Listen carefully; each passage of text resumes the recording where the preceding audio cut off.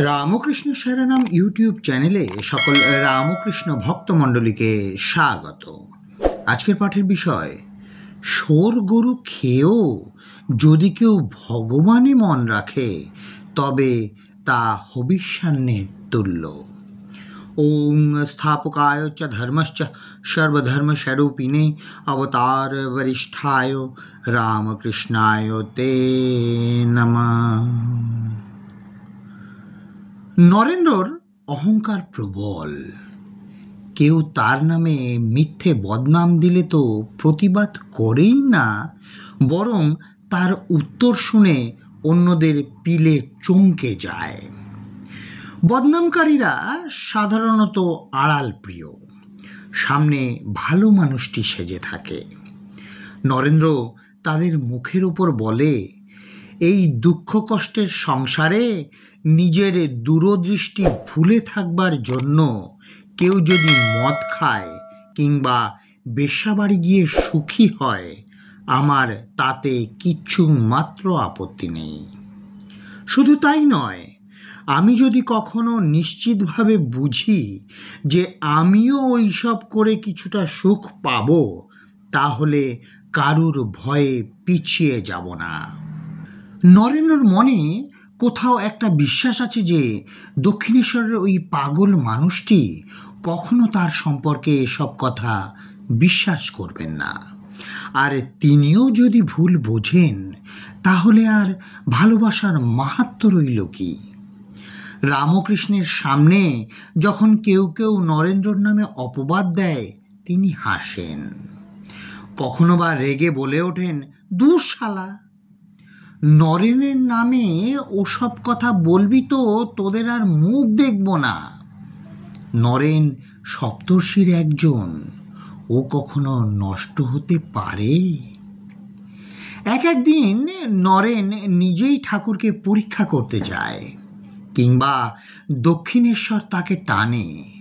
সে অন্য জায়গায় যাবে ভেবে হঠাৎ উপস্থিত হয় দক্ষিণেশ্বরে। সেখানে গিয়ে কিন্তু সে মূর্তি পূজা নিয়ে ঠাট্টাই আর কি করতে ছাড়ে না। আবার অদ্বৈতবাদও মানতে পারে না সে। সব মানুষ, সব বস্তুর মধ্যেই ঈশ্বর আছেন। তাহলে চোর ডাকাত খুনেদের মধ্যেও ঈশ্বরের অবস্থান। ঘটি বাটি গামলাও ঈশ্বর। একদিন উইলসন হোটেলে কয়েকজন বন্ধুর সঙ্গে খানাপিনা চলছিল। হঠাৎ নরেন্দ্রর মন উচাটন হলো। বন্ধুদের ছেড়ে সে চলে এলো দক্ষিণেশ্বরে। ঠাকুর বসে আছেন তার ঘরের সামনের বারান্দায়। নরেন্দ্র সেখানে এসে দাঁড়ালো। ঠাকুর স্বাভাবিক কণ্ঠে বললেন, এসেছিস, বস। নরেন্দ্র উদ্ধতভাবে বলল, একটা কথা জানিয়ে রাখি, আমি হোটেল থেকে খেয়ে এসেছি। লোকে যাকে অখাদ্য বলে তাই খেয়েছি। আপনার জলের পাত্র, ঘটি বাটি ছুলে যদি অপবিত্র হয় তাহলে বলে দিন, কিচ্ছু ছোব না। রামকৃষ্ণ অপলক নয়নে চেয়ে রইলেন নরেন্দ্রর দিকে। আস্তে আস্তে বললেন, তুই যা খুশি খা, কোনো দোষ লাগবে না। শোর গরু খেয়েও যদি কেউ ভগবানে মন রাখে তবে তা হবিষ্যান্নের তুল্য। আর শাক পাতা খেয়েও যদি কেউ বিষয় ভাবনায় ডুবে থাকে তবে তা কোনো অংশে পবিত্র নয়। ইঙ্গিতে নরেন্দ্রকে কাছে ডাকলেন। তার একটা হাত ধরে বললেন, এই দেখ, তোকে আমি ছুঁয়ে দিলাম, আমার কোনো বিকার হলো না। নরেন্দ্র স্তম্ভিত। ইনি গরু শুয়োর খাওয়াটাকেও ঘৃণ্য মনে করেন না। আজ পর্যন্ত কোনো সাধু সন্ন্যাসীকে এমন কথা উচ্চারণ করতে পেরেছেন?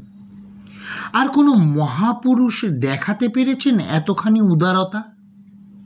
সাধারণত গুরুরা শিষ্যদের আচার আচরণ সম্পর্কে বেশি কঠোর।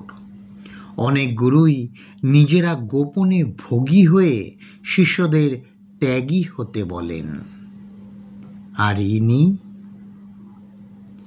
আজকের পাঠের তথ্যসূত্র সুনীল গঙ্গোপাধ্যায় মহাশয়। नमः श्री जतिराजाय विवेकानंद सूरय स्वचित सुख स्वरूपाय स्वामी नेता भारिणे।